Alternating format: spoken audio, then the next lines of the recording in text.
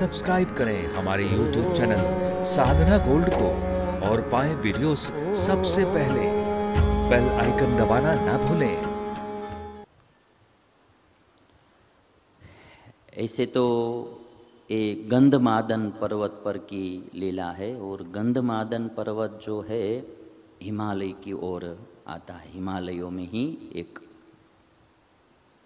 तो ईशान कोण से एक पुष्प कमल का उड़ता हुआ पांडवों के पास आया और जैसे ही पृथ्वी पर गिरा तो द्रौपदी की दृष्टि वो पुष्प पर पड़ी।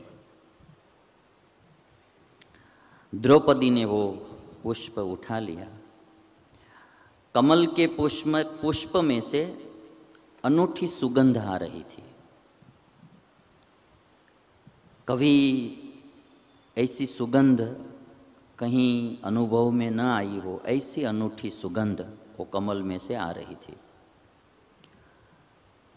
तो द्रौपदी ने भीमसेन से कहा कि ये जो कमल है ये मैं आर्य युधिष्ठिर को दूंगी और आप और जो कमल ले आओ तो हमारे आश्रम में हम ये कमल रखेंगे, कमल के फूल। तो भीमसेन ने कहा कि ठीक है, मैं लेकर आता हूं। तो जिस दिशा में से कमल आया था उसी दिशा में भीमसेन चले। जब भीमसेन जा रहे थे तो जैसे बादल टकराते हैं और जो बड़ी बड़ी आवाज आती है, वैसे ही भीमसेन गर्जना करते हुए जा रहे थे।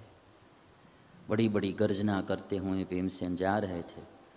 तो भीमसेन की गर्जना सुनकर पक्षी वो उड़ने लगे और हिंसक प्राणी थे वे भी सब भागने लगे।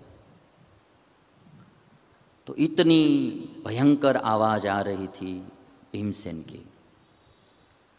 तो वैसे ही भीमसेन गर्जना करते हुए जा रहे थे तो वहां आगे जाने पर एक केले का बगीचा आया और केले के बगीचे में हनुमान जी महाराज एक रास्ते पर सोए हुए थे।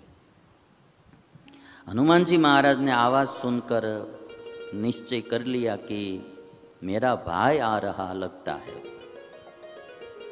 हनुमान जी महाराज ने ऐसे पता चल गया कि ऐसी आवाज और किसी की होती नहीं, ये मेरा भाई भीमसेन ही आ रहा है। रास्ता संकरा था। संकड़े रास्ते पर ही हनुमान जी महाराज सोए हुए थे, लेटे थे। तो जब भीमसेन ने इतनी आवाज की तो हनुमान जी महाराज ने क्या किया, ऐसे ही लेटे हुए थे, कभी कभी जंभाई लेते थे और पूंछ फटकारते थे पृथ्वी पर। हाँ, पूंछ फटकारते थे पृथ्वी पर। जंभाई लेते हैं, कभी थोड़ी नींद आती है जब तो जंभाई आती है तो जंभाई लेते हैं और पूंछ जो था वो पृथ्वी पर फटकारते हैं। तो वो फटकारने की जो आवाज आ रही थी वो भीमसेन की गर्जना से भी ज्यादा आवाज आ रही थी। तो अभी जो पर्वत के शिखर थे वो टूट टूट कर ऐसे ही नीचे लुढ़क रहे थे सब। ऐसी भयंकर आवाज हनुमान जी महाराज की आ रही थी, पूंछ टकराने की। केवल धीरे धीरे से पूंछ टकराते थे ऐसे ही, तो भी इतनी बड़ी आवाज आ रही थी। तो भीम ने सोचा कि ये आवाज किसकी होगी थी, क्योंकि अपनी आवाज तो दब गई। ये दुनिया में ये भी एक चीज होती है कि जब हमारा कुछ दब जाता है तो फिर हम चिंतित होने लगते कि हमसे भी आगे कौन है। और जिज्ञासा बढ़ जाती है कि हमसे आगे कौन चला गया। धंधा में है, कला में है, कोई भी क्षेत्र में कोई आगे निकलता है तो थोड़ा वो लगता है ना। तो जहां से आवाज, जिस दिशा में से आवाज आ रही थी उसी दिशा में भीमसेन चल पड़े। तो आगे गए तो हनुमान जी महाराज को देखा, ढूंढते ढूंढते हनुमान जी महाराज को देखा। तो भीमसेन ने वहां जाकर सिंहनाद करने लगे, जोर जोर से सिंहनाद करने लगे। हनुमान जी महाराज ने कहा कि भाई मैं रोगी हूं और यहां सुख से सो रहा था, तो तुमने मुझे क्यों जगा दिया? तुमने मुझे जगा क्यों दिया? मैं सुख से सो रहा था, मैं रोगी हूं। बीमार आदमी हूं। तुम तो समझदार हो, मैं तो पशु हूं, वानर हूं, तुम तो इंसान हो, समझदार हो। तुम्हें सब प्राणियों पर दया करनी चाहिए, इंसान को तो सभी प्राणियों पर दया करनी चाहिए। वयम धर्म न जानीमः, हम तो धर्म नहीं जानते हैं, हम तो वानर है। वयम धर्मम न जानीमः तिर्यक योनिमुपाश्रिताः, हम तो तिर्यक योनि में है, पशु पक्षी की योनि में है, तिर्यक योनि में। हम तो धर्म नहीं जानते हैं। नरास्तु बुद्धि संपन्ना दयाम कुर्वन्ति जंतुषु, मानव तो बुद्धिशाली होते हैं, मानव को भगवान ने बुद्धि दी है, इसलिए मानव को तो सभी प्राणी पर दया करनी चाहिए। दयाम कुर्वन्ति जंतुषु न त्वं धर्म विजानासि, किंतु तुम धर्म नहीं जानते हो ऐसा लग रहा है। हनुमान जी महाराज भीमसेन से कहते हैं, न त्वं धर्मं जानासि बुद्धानोपासितास्त्वया, मुझे लगते है कि तुमने कोई गुरुजनों की सेवा नहीं की है, यानी तुमने कोई गुरुजनों की सेवा नहीं की, क्योंकि तू धर्म सदाचार विवेक जानता नहीं है।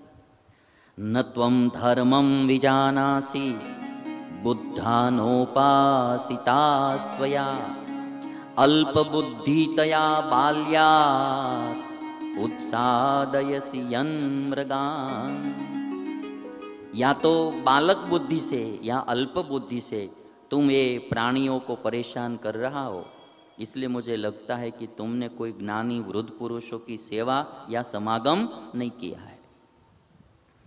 भीमसेन ने कहा कि आप कौन है? मैं वायुपुत्र भीम हूं, मैं वायुपुत्र भीम हूं। हनुमान जी ने कहा कि मैं तो वानर हूं और बीमार हूं, मैं मार्ग नहीं दूंगा, आपको जो करना सो कर लो, मैं मार्ग नहीं दूंगा। तुम यहां से वापस लौट जाओ, नहीं तो प्राण संकट में पड़ जाएंगे।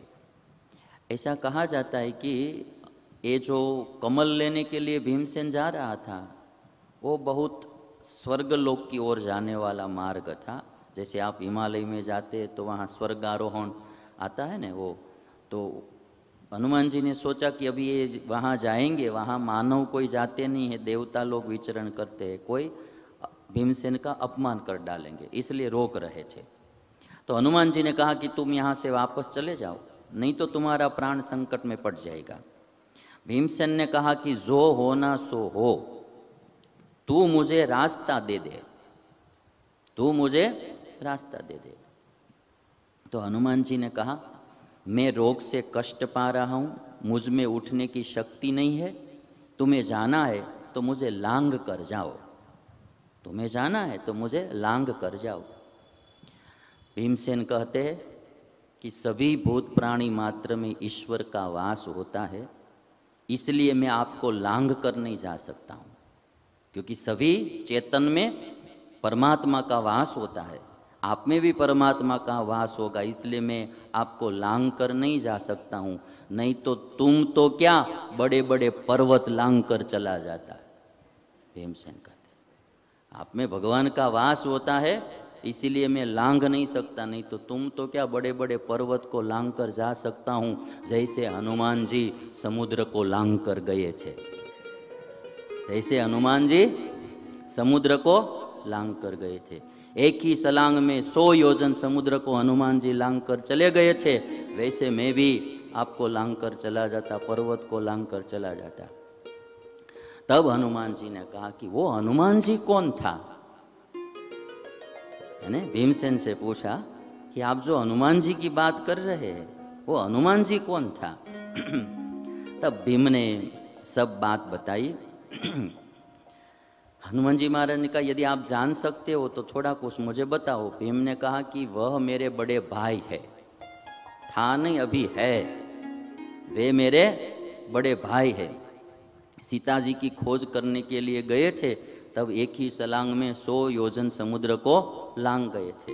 तुम मेरा मार्ग दे दो, नहीं तो यमलोक भेज दूंगा, नहीं तो यमलोक भेज दूंगा।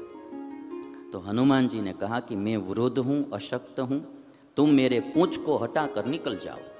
रास्ते में तो केवल मेरा पूंछ पड़ा है, पूंछ को हटाकर निकल जाओ। भीमसेन को लगा कि अभी इसका पूंछ हटाना वो कौन सी बड़ी बात है, एक बंदर का पूंछ हटाना। अपने बाएं हाथ से उठाने गए, किंतु पूंछ ऊपर हुआ। ये बंदर नहीं है, वानर नहीं है, ये कोई दैवी पुरुष है।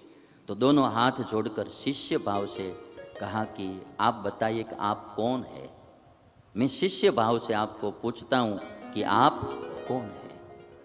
और तब हनुमान जी महाराज ने कहा कि मैं वायुपुत्र हनुमान हूं, मैं वायुपुत्र हनुमान हूं।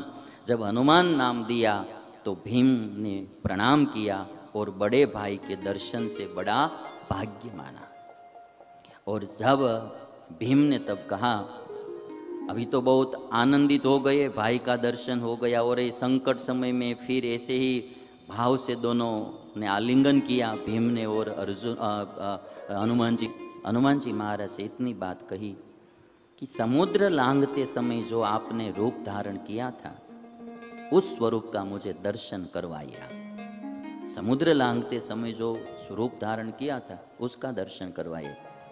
तो हनुमान जी महाराज ने कहा कि देखो, प्रत्येक युग में शरीर, बल और प्रभाव वो न्यूनाधिक होता है। हर एक युग में बल भी समान नहीं रहता, प्रभाव भी समान नहीं रहता, और शरीर भी समान नहीं रहता है। सतयुग, त्रेता युग, द्वापर युग और कलयुग, चारों युग में शरीर भी बदल जाता है, प्रभाव भी बदल जाता है, और रूप भी बदल जाता है, बल भी बदल जाता है। भीमसेन ने कहा कि जो भी हो, मुझे आपका पूर्व का रूप बताइए। भीमसेन ने बात छोड़ी नहीं, मुझे आपका रूप बताइए, पूर्व रूप दिखाइए। हनुमान जी ने तब कहा कि ठीक है, चलो आपकी इच्छा है, आप मेरे छोटे भाई है, तो मैं आपको मेरा रूप बताता हूं। समुद्र का उल्लंघन जब किया हनुमान जी महाराज ने, वो रूप, तो हनुमान जी ने अपने विशाल रूप का दर्शन भीमसेन को करवाया।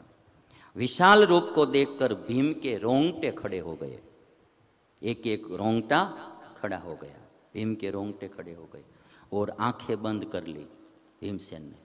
देखा नहीं जाता था। जैसे ही विराट रूप देखकर अर्जुन की परिस्थिति हुई, वही आज हनुमान जी का रूप देखकर भीम की हुई। भीम ने हनुमान जी महाराज से कहा कि अब जो आपका ये विशाल का रूप है, उसको आप समेट लीजिए बाबा, अब मुझसे देखा नहीं जाता है, इसको आप समेट लीजिए। तो भीमसेन, वही ऐसे ही आता है, गीता में भी यही बात आती है। अर्जुन ने फिर प्रार्थना की प्रभु से कि आपका अब ये रूप समेट लीजिए, पूर्व का रूप दिखा दीजिए अब। तो भीमसेन ने प्रार्थना की, और तब हनुमान जी ने अपना शरीर को फिर से समेट लिया, और हनुमान जी ने भीमसेन को हृदय से लगा लिया, जिससे भीमसेन की थकावट दूर हो गई। एक बार हनुमान जी ने आलिंगन किया, भीमसेन की थकावट दूर हो गई। और हनुमान जी महाराज ने कहा कि आपको जो चाहिए सो वरदान मांग लो। भीमसेन से कहा, वरदान मांग लो। भीमसेन ने कहा कि मुझे कुछ चाहिए नहीं, आपकी प्रसन्नता बनी रहे, इतना ही मैं मांगता हूं, और कुछ मांगना नहीं, आपकी प्रसन्नता बनी रहे। तो ये जो बात है ना, ये सबको नहीं सूझती है कि जब बड़े लोग प्रसन्न होते हैं तो इतना ही बोलना चाहिए कि आपकी प्रसन्नता बनी रहे। उनकी प्रसन्नता में सब कुछ आ जाता है। हम क्या कहते हैं कि जो चाहिए वो मांग लेते हैं, मांगना नहीं चाहिए, बोलना केवल इतना कि आपकी प्रसन्नता चाहिए। भगवान के पास भी इतना ही कहो, बस आपकी प्रसन्नता बनी रहे। उनकी प्रसन्नता में सब कुछ ठीक ही होता है। हम मांग मांग कर भी कितना मांग सकेंगे? हमारी हैसियत के अनुसार हम मांगेंगे, और वो जो देंगे वो अपनी हैसियत के अनुसार देंगे, है ना? उसमें दोनों में फर्क हो जाता है, वो दोनों में एकदम फर्क हो जाता है।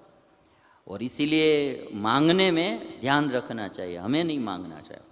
तो हनुमान जी महाराज ने कहा कि तो ऐसा करो, मैं इतना तो आपको बोल देता हूं कि जब महाभारत का युद्ध होगा, हनुमान जी महाराज ने भी सिक्का लगा दिया है, युद्ध तो होने वाला है, युद्ध होगा, तब जो तू सिंह नाद करेगा उस सिंह नाद को मैं बढ़ा दूंगा, तो उस आवाज को मैं और बढ़ा दूंगा। तो ऐसा कहा जाता है कि जब भीम सिंह गर्जना युद्ध में करता था तो आधे सैनिक तो ऐसे ही गिर जाते थे और कोई कोई भाग जाते थे, और सामने वाला जो शत्रु होता है वो शत्रु भी कांप जाता था। तो सिंह गर्जना से भी उसका बल आधा कट जाता था। तो ऐसी सिंह गर्जना, क्योंकि हनुमान जी महाराज उसमें साथ देते थे।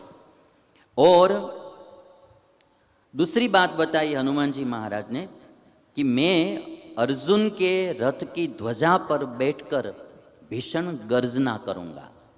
अर्जुन के रथ की ध्वजा पर बैठकर भीषण गर्जना करूंगा, जो शत्रुओं के प्राणों को हरने वाली होगी। वो गर्जना शत्रुओं के प्राणों को हरने वाली होगी। ये दो बात बता दी। इतना कहकर हनुमान जी अंतर्धान हो गए। भीम ने हनुमान जी के बताए रास्ते पर जाकर कमल का फूल लिया। हनुमान जी ने रास्ता बता दिया कि वहां जाओ और वहां से आपको फूल मिल जाएंगे। कमल के फूल लेकर द्रौपदी को फूल दिया। इतनी कथा महाभारत में हनुमान जी और भीमसेन के मिलन की कथा सुनाई गई है।